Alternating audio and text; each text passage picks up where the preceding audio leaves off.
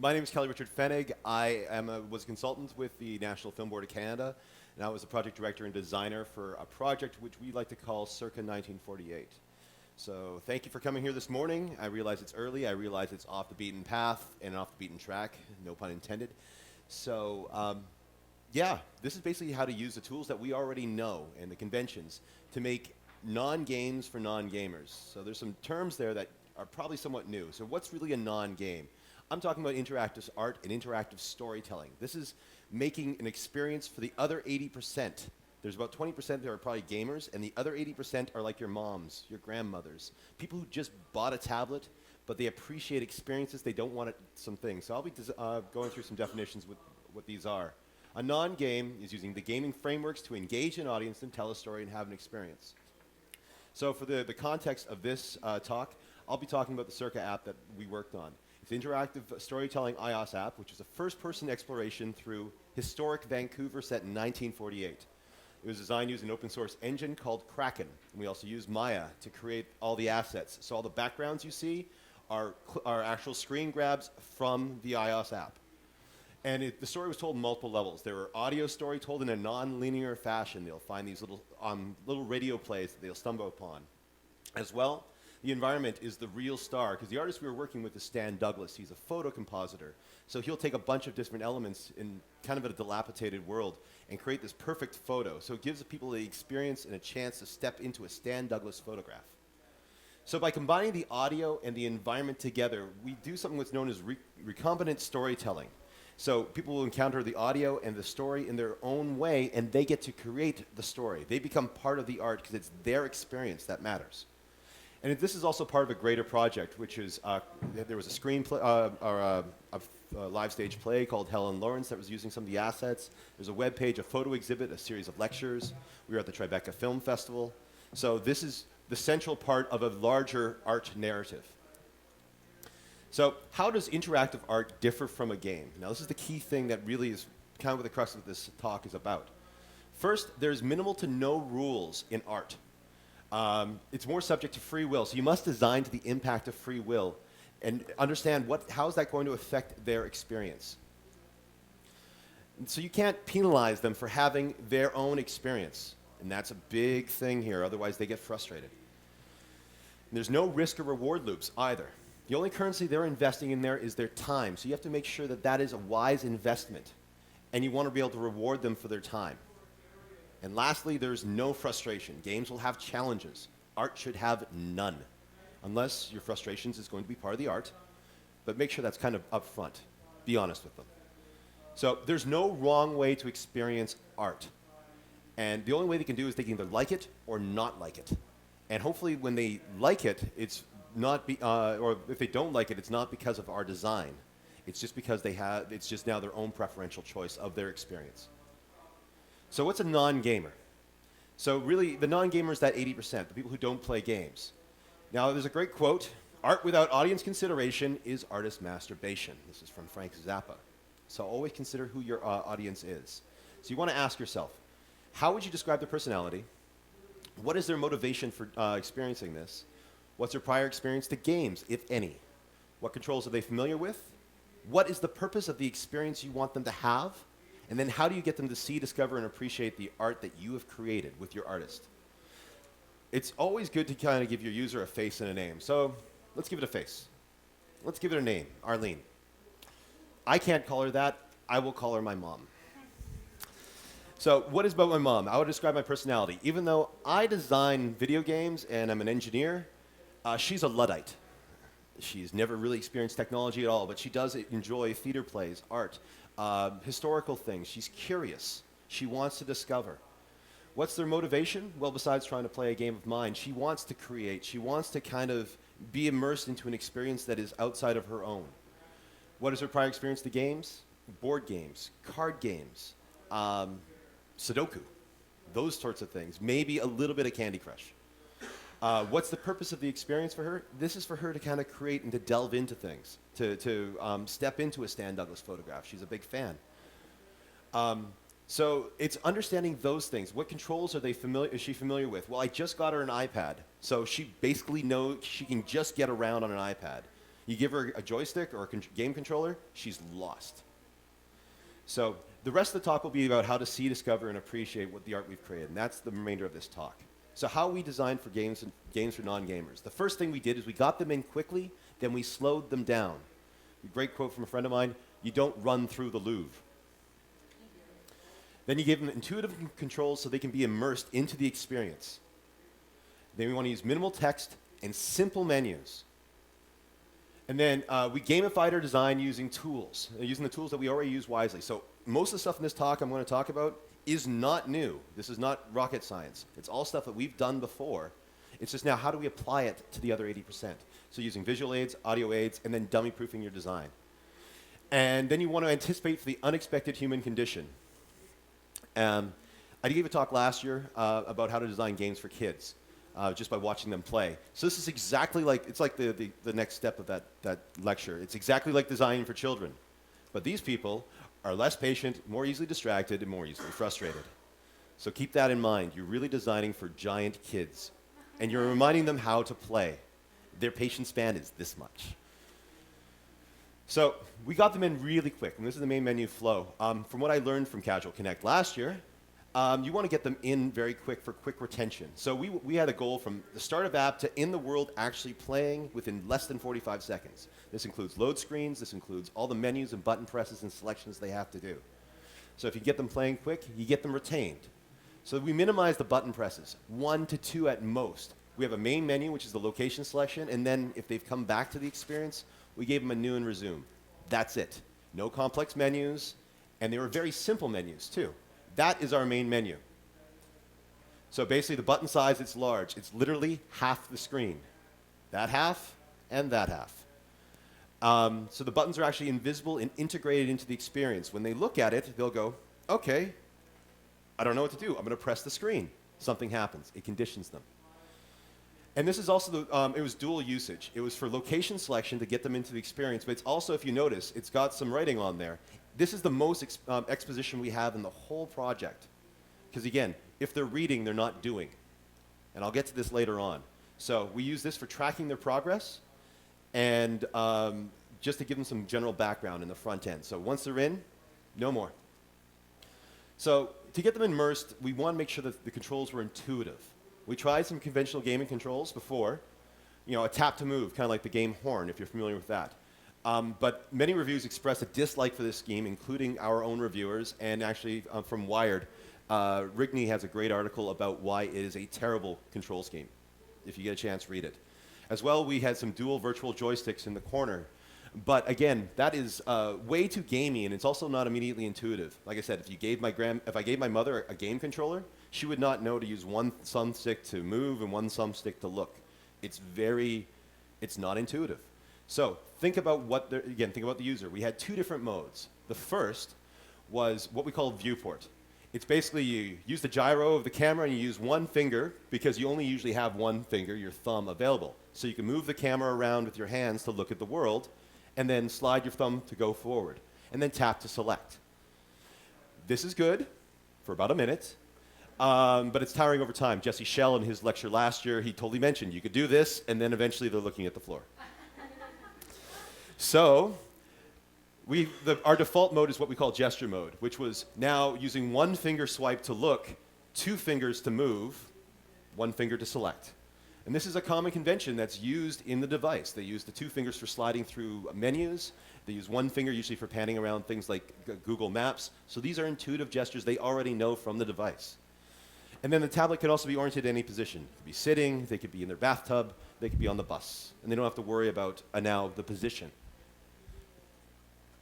So you want to get them going, so we need a basic game loop. Everything, even in life, has one basic loop. You live, you die.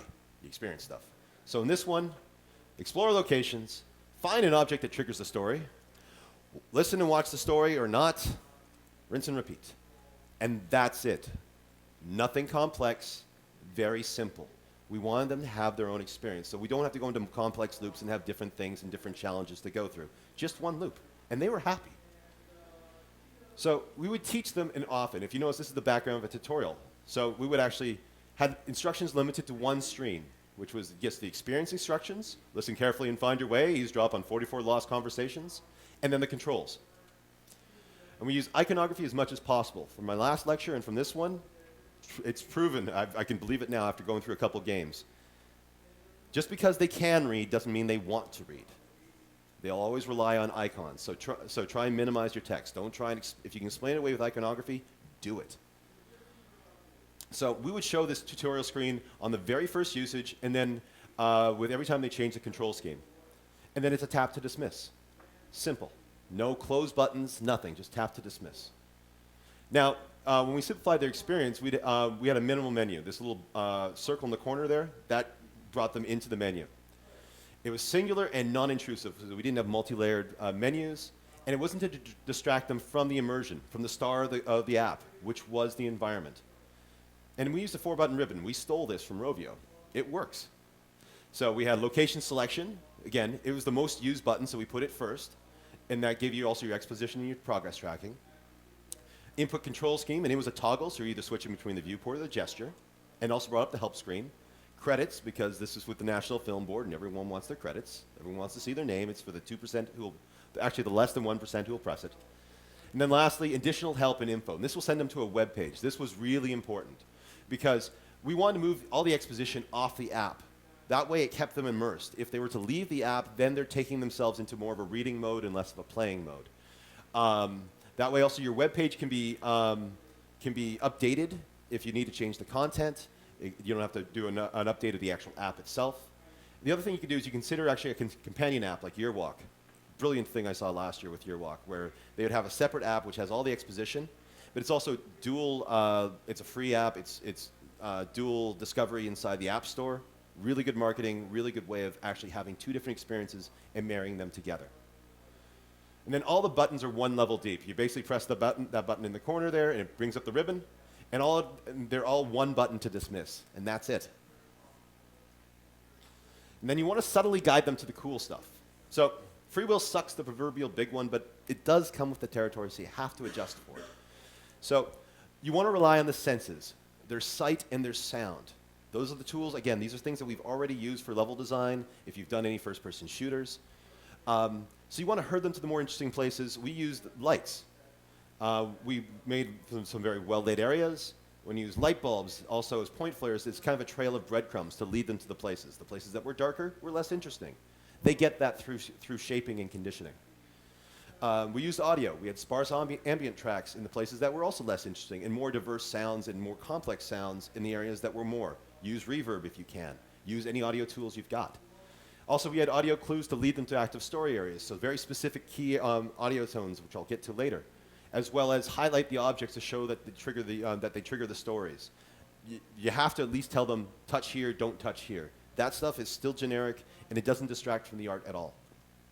And this leads to cause and effect. We had, within this open world that we created, we had 15 specific locations with multiple stories per location. We wanted to limit to only one story per location at a given time because we didn't want to have them go through and be overwhelmed. But at the same time, we want to make sure everyone had a unique experience. So your story is different from yours, which was different from yours because you encountered the stories in different orders.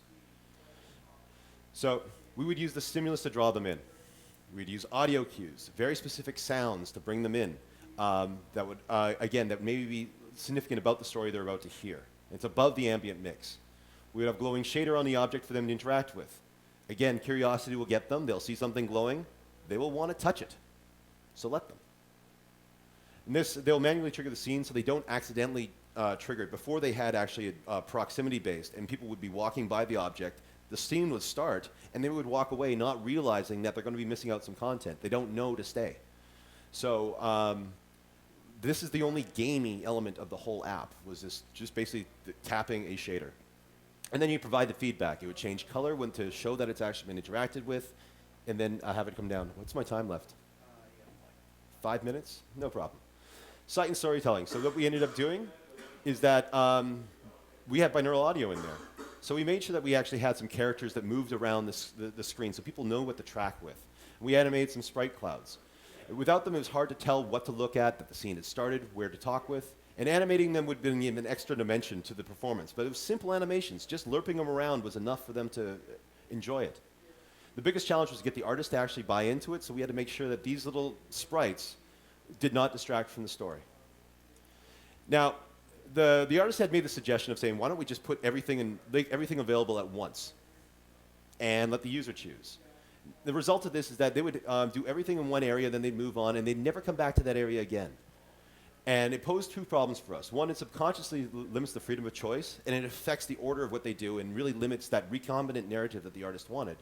And it also conditions people to rush through, only looking for those highlighted objects and not looking at the whole world in itself. So in theory, the artist's suggestion was promoting game mentality. So what we did instead is we controlled the free will. We only limited one story to each location by using the cues, and if they chose to, if they selected something and they didn't want to see that scene, they could walk away. We could time it out for a short time, or turn it off completely, bring up all the stories and let them choose something else. They can come back to it later. And then we would use the visual aids for when they should move on. The audio will go down, the actors will fade out, and then the ambient audio will come back up. And there'll also be a little hotel ding at the end, just to let them know, okay, it's done. Now I can move on. The last thing you want to do is minimize the frustration. You want to pad the walls. So most of the time, they're going to have a lot of the frustration will be with the movement, and it's because they're not used to it. So what you'd want to do is assume that they suck at moving, and focus on your collision detection. What we ended up doing is we actually used our hand-shaped colliders to create obtuse angles, so they could always run along the wall and never get stuck in a corner. The other thing you could probably think about as a more elegant solution would be using a nav mesh. So those of you who know what it is, great. If you don't, talk to your engineers. So the last thing is the trade-offs. What is acceptable to non-gamers? And this is, again, the frustration level. Things that gamers don't like but can tolerate, it's even more critical to think about that for the non-gamers. Because gamers are willing to suffer. I think we're kind of sadists. But non-gamers are more easily frustrated. And if they're frustrated, they're taken out of the experience. So for some technical things to keep in mind your load times, that the controls must be incredibly responsive. Think about LED and texture popping. And level of detail must be consistent. It can be consistently crappy, but as long as it's even. If they start seeing some things are sharper than others, they get taken out very easily. And so they want to have a uniform experience from one playthrough from the other. So they want to keep their expectations the same. So what was the payoff for doing all this work? We pushed the limits of the Apple hardware. It was pushing the limits on the iPad Air. We have 2K textures in this world, and if you've seen from the background, they're very detailed. Because of that, we were featured by the, Apple in the App Store for multiple months. I think we might still be, but we're in Canada for sure. But we were on the front page of some of the arts and photography, and also on the front page in general. We were featured by Time Magazine and Maclean's. We were showcased at the Tribeca Film Festival. We put actually this immersive room, which I could talk about later, but that was a totally different experience. But to gamers, it was a simplistic game, yeah, but they aren't our core audience, so we didn't care. We cared about the other 80%. The core audience, this is probably their first time to ever use something like this, and they thought it was immersive and addicting. My mom, again, thank you, Mom. And she doesn't play my games, but she played this. I look at this as a gateway experience for similar games. These designing interactive storytelling is like creating, it's for the people who play Skyrim but don't want to kill people. They want people who want to drive around Grand Theft Auto 4 because they want to drive through a virtual New York and see some of the people but not have to shoot at people, They don't want the violence, they just want the experience. And there's a huge market for this. Year Walk, Gone Home, Stanley Parable. It's just growing. It's the reason why I got into here. I grew up playing Sierra Online games, and that was just about adventure.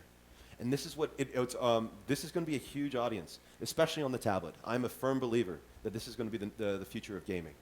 So remember, we don't have to just make games. We can make interactive art using the tools we've got. And I'm really excited for the future with the tablets now. If you want to learn more about the project, you can download the app for free. Again, it's paid with taxpayers' dollars, so it's available in the US in Apple Store. You can use that QR code if you want to download it. You can see the web page. Sorry, it's all so bright, but it's basically there's a web page, circa1948.nfb.ca, to see some of the details behind it. I'll have an interview in GameSauce talking about the postmortem of it, as well. If you're interested about the Kraken engine, it's there. Yeah, that really is crappy way of looking at. You can't read any of that, can you? My email's up there, my LinkedIn's up there. You're not going to be able to read that. And same thing with my Twitter. Also, if you liked what I was talking about and the way I think, I've got a bunch of friends who I'm together with. We formed Ton Up Interactive. we're doing some kind of cool things. You can always talk with us. A friend and partner over here is around as well too. So you can check us out. My name's Kelly. Hopefully you guys are going to start doing some interactive storytelling and not just make games, but consider making art. Thank you. All right, thank you, Kelly. I want to open up the floor for a few questions. We only do have like 5 more minutes really quickly, but I have a couple questions for you first. Cool. One, is that really your mom? Yeah, that really is my mom. I thought so. And then the other question is, when do the zombies come out and get you? When you are like at 2 o'clock in the morning and it's actually the zombie is like your wife or your kids life. coming Okay, up going, got it. why are you asleep? Okay, any questions from the audience? Hi, I was wondering, how did you get your writers involved for the storytelling bits? Like, how did you find them, and how were they part of the creation of this? Part of it, sure. Great question. So the question, if you haven't heard, was, I think it was on the mic, about getting writers in. Stan Douglas, the artist, he's actually has a bunch of friends. We actually had, there was a couple plays that had come out before. It was based off of the Helen Lawrence play, which we had, Chris, come after me afterwards. I can remember his name. He was a screenwriter, actually worked on NYPD Blue and some other stuff. He was a friend of the artist and wanted to collaborate with him. And then we had another screenwriter come on instead to actually adapt it to create our story. So being the National Film Board, we actually had some access to writers, but it really does become out there as a pitch, going, okay, engaging agents, telling them a bit about your synopsis. So as long as you've got, just like doing a television show, as long as you've got your series sheet and maybe a series Bible of what you want to get out of it, then you can start get artist submissions in, check their writing style, see if it works with your project, and then go from there. It's like bringing on any other artist to your project. You want to see their work. I write. Ah, so, well then you have to get your stuff out there, get an agent. All right, we have time for one more question. Yeah, good work. I'm just I'm curious about one thing, because you're mentioning a crossover between film and games, right? Yeah. And so, like in film, it seems as though like one of the mechanics that works is that you have characters and people empathize with those characters, and that's how they engage in the story. Yeah. And like, I mean, maybe it's just because of the presentation, you had some puffs of smoke, right? Yeah. But I mean, is that something that your audience felt was missing? Is like, they're there, but like who are you? Who are they? Is there, Yeah, the way the art was, again, presented, if you've seen any of Stan Douglas's work, it's really like a snapshot in time. So the way the characters were, you as the artist, or as the observer, you're like a fly on the wall. So you're really almost looking back through a portal through time of watching these things. So the concept of them being kind of almost like ghosts, or like a ghost in the machine, that's kind of the part that they kind of got. And it wasn't like we had to be a hard sell on them. It was more like, oh, we get it. The way they were animated, like I said, they were lerping. Even that slight little distance of a lean in says more than just hearing the dialogue on a radio play. So it was a simple animation of showing when they're talking, when they're moving, when they're sitting. It basically gave them an eye line. But for the non-visual performance, because that was those puffs of smoke were really just there for guides. Yeah. The real story and the real delivery was done by the actors, the voice actors, when they gave it. So there is some emotion. There's good Foley. So it is very much like a radio play that you can kind of at least associate with a scene. So if we had like a soundtrack playing here and no one was sitting here, they at least might know that you're nodding your head right now. So. All right. Well, thank you, Kelly, for sure. Well, thank you for coming out.